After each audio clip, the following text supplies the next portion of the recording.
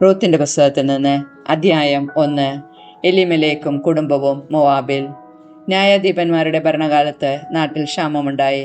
അന്ന് യൂദായിലെ ഒരു ബത്ലേഹംകാരൻ ഭാര്യയും പുത്രന്മാർ ഇരുവരുമൊത്ത് മോവാബ് ദേശത്ത് കുടിയേറിപ്പാർത്തു. അവന്റെ പേര് എലിമലേക്ക്, ഭാര്യ നവോമി, പുത്രന്മാർ മഹലോനും കിലിയോനും. അവർ യൂദായിലെ ബത്ലേഹമിൽ നിന്നുള്ള എഫ്രാത്യരായിരുന്നു. അവർ മോവാബിൽ താമസമാക്കി. നവോമിയുടെ ഭർത്താവ് എലിമലേക്ക് മരിച്ചു.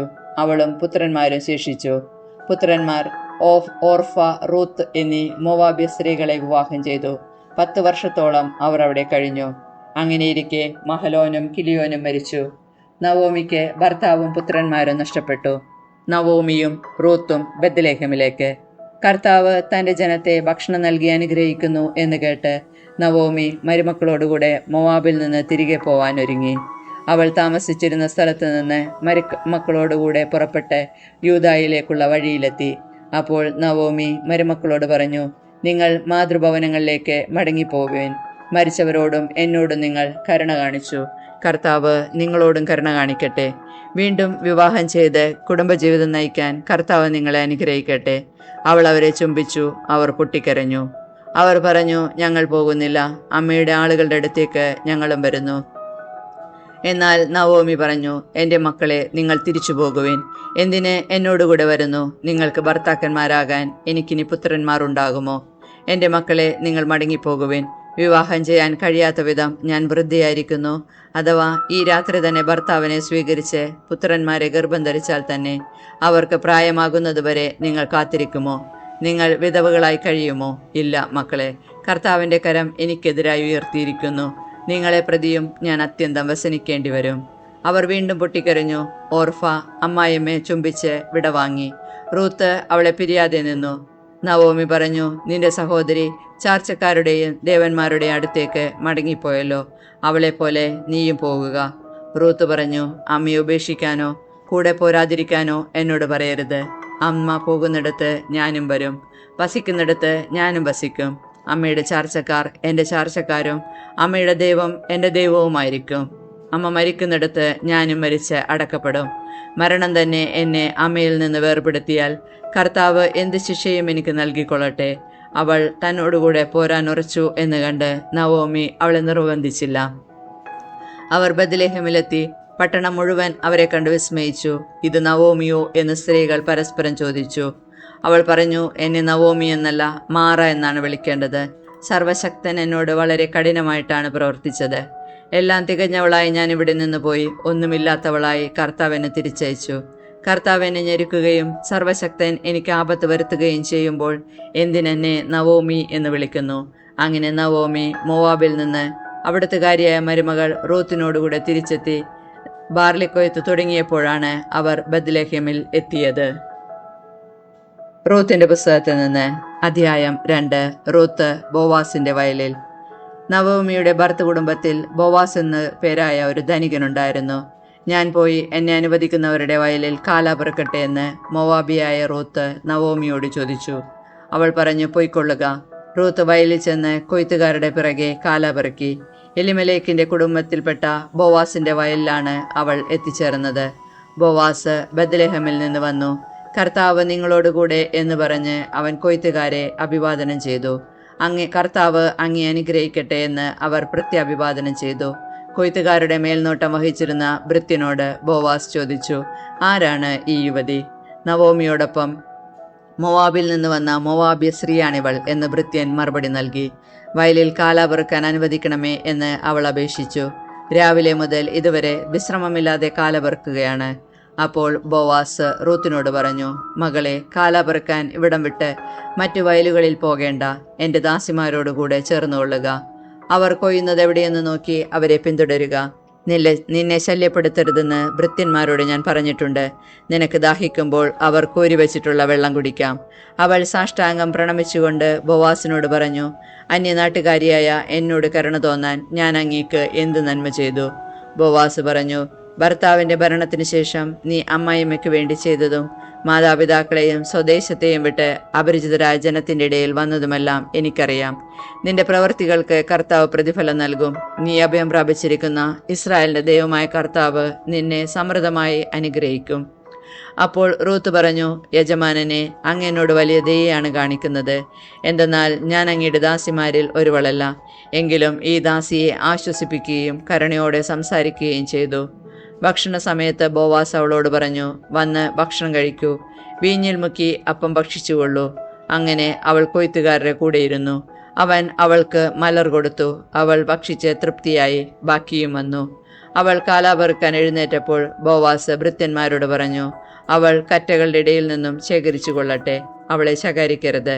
കറ്റകളിൽ നിന്ന് കുറേശ്ശെ വലിച്ചൂരി അവൾക്ക് പെറുക്കാനിടണം, അവളെ ശാസിക്കരുത്. അങ്ങനെ അവൾ സന്ധ്യ വരെ കാലാപെറുക്കി. മെതിച്ചപ്പോൾ ഏകദേശം 1 ഏഫ ബാർലി ഉണ്ടായിരുന്നു. അവൾ അതെടുത്തുകൊണ്ട് നഗരത്തിലേക്ക് പോയി താൻ ശേഖരിച്ച ധാന്യം അമ്മായിയമ്മയെ കാണിച്ചു. ബാക്കി വന്ന ആഹാരം അവൾക്ക് കൊടുക്കുകയും ചെയ്തു. അമ്മായിയമ്മ ചോദിച്ചു, എവിടെയാണ് ഇന്ന് നീ കാലാപെറുക്കിയത്? എവിടെയാണ് ഇന്ന് നീ ജോലി ചെയ്തത്?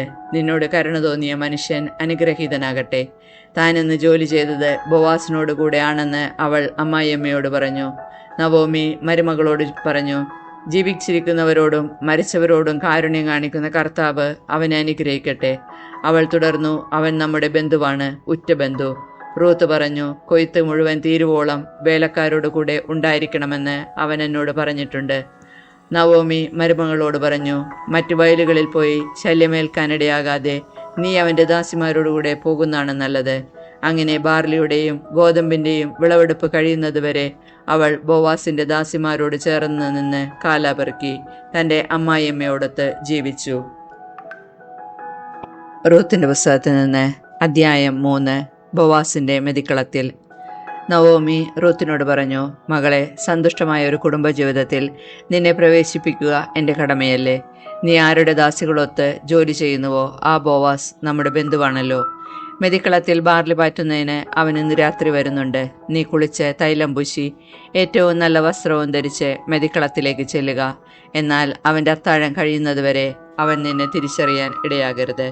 അവൻ ഉറങ്ങാൻ കിടക്കുന്ന സ്ഥലം നോക്കിവെക്കുക. പിന്നീട് നീ ചെന്ന് അവൻ്റെ കാലിൽ നിന്ന് പുതപ്പ് മാറ്റി അവിടെ കിടക്കുക.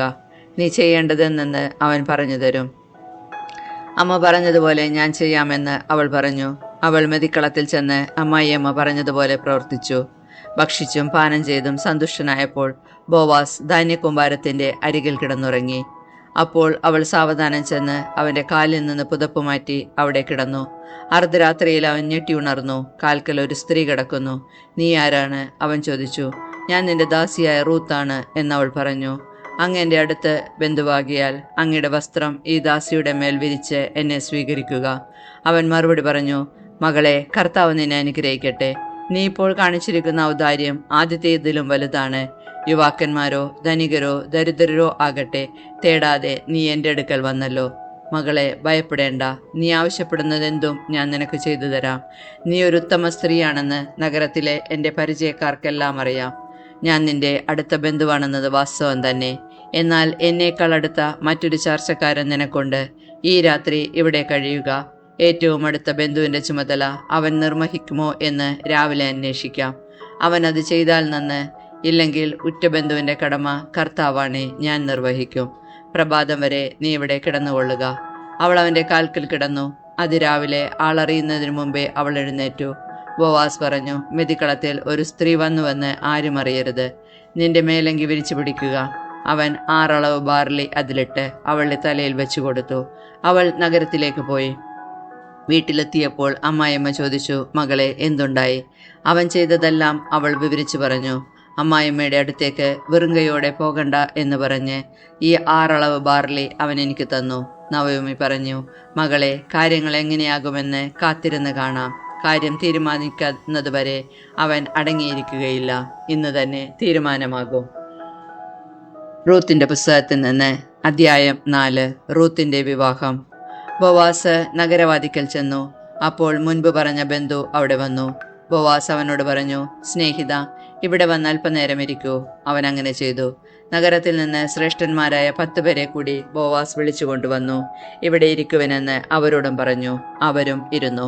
ബോവാസ് തൻ്റെ ബന്ധുവിനോട് പറഞ്ഞു, മോവാബ് ദേശത്തു നിന്ന് തിരിച്ചു വന്ന നവോമി നമ്മുടെ ബന്ധുവായ എലിമലേക്കിന്റെ നിലത്തിൽ ഒരു ഭാഗം വിൽക്കാൻ പോകുന്നു. അത് നിന്നെ അറിയിക്കണമെന്ന് ഞാൻ കരുതി. ഇവിടെ ഇരിക്കുന്നവരുടെയും എൻ്റെ ജനത്തിലെ ശ്രേഷ്ഠന്മാരുടെയും സാന്നിധ്യത്തിൽ നീ അത് വാങ്ങുക എന്ന് പറയണമെന്നും ഞാൻ ആഗ്രഹിച്ചു.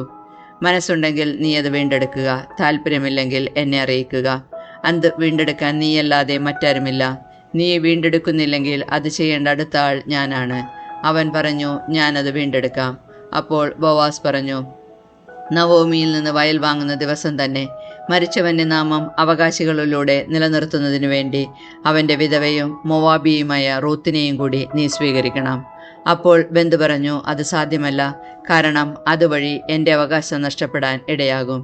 വീണ്ടെടുക്കാനുള്ള അവകാശം നീ തന്നെ ഉപയോഗിച്ചു കൊള്ളുക, എനിക്കത് സാധ്യമല്ല.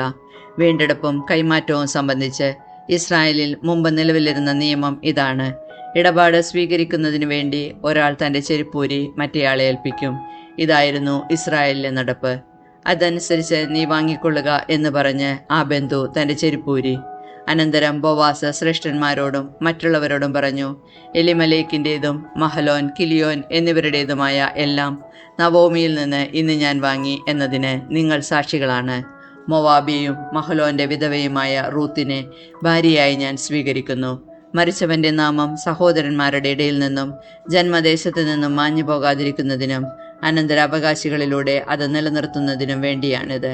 ഇന്ന് നിങ്ങൾ അതിന് സാക്ഷികളാണ്. അപ്പോൾ ശ്രേഷ്ഠന്മാരും നഗരകവാടത്തിൽ നിന്നിരുന്നവരും പറഞ്ഞു, ഞങ്ങൾ സാക്ഷികളാണ്. കർത്താവ് നിന്റെ ഭവനത്തിലേക്ക് വരുന്ന സ്ത്രീയെ ഇസ്രായേൽ ജനത്തിന് ജന്മം കൊടുത്ത റാഹേൽ, ലയ എന്നിവരെ പോലെ ആക്കട്ടെ. നീ എഫ്രാത്തയിൽ ഐശ്വര്യവാനും ബത്ലേഹമിൽ പ്രസിദ്ധനുമാകട്ടെ. യൂദായ്ക്ക് താമാറിൽ ജനിച്ച പേരസിന്റെ ഭവനം പോലെ ഈ യുവതിയിൽ കർത്താവ് നിനക്ക് തരുന്ന സന്താനങ്ങളിൽ നിന്റെ ഭവനമാകട്ടെ. അങ്ങനെ ബോവാസ് റൂത്തിനെ സ്വീകരിച്ചു. അവൾ അവൻ്റെ ഭാര്യയായി. അവൻ അവളെ പ്രാപിച്ചു. കർത്താവിൻ്റെ അനുഗ്രഹത്താൽ അവൾ ഗർഭിണിയായി ഒരു പുത്രനെ പ്രസവിച്ചു.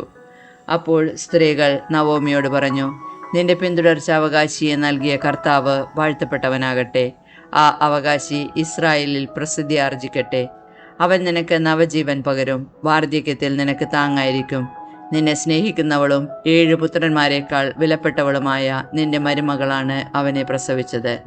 നവോമി ശിശുവിനെ മാറോടണച്ചു. അവൾ അവനെ പരിചരിച്ചു. അയൽക്കാരെ സ്ത്രീകൾ നവോമിക്ക് ഒരു പുത്രൻ ജനിച്ചിരിക്കുന്നു എന്ന് പറഞ്ഞ് ഓബദ് എന്ന് അവന് പേരിട്ടു. അവൻ ദാവീദിന്റെ പിതാവായ ജസ്സയുടെ പിതാവാണ്. പേരസിന്റെ പിന്തുലമറക്കാർ ഇവരാണ്. പേരസ് ഹെബ്രോന്റെ പിതാവാണ്. ഹെബ്രോൻ റാമിൻ്റെയും, രാം അമീനാദാബിൻ്റെയും, അമീനാദാബ് നഹ്ഷോൻ്റെയും, നഹ്ഷോൻ സൽമോൻ്റെയും, സൽമോൻ ബോവാസിൻ്റെയും, ബോവാസ് ഓബദിൻ്റെയും, ഓബദ് ജസ്സയുടെയും, ജസ്സെ ദാവീദിൻ്റെയും പിതാവാണ്.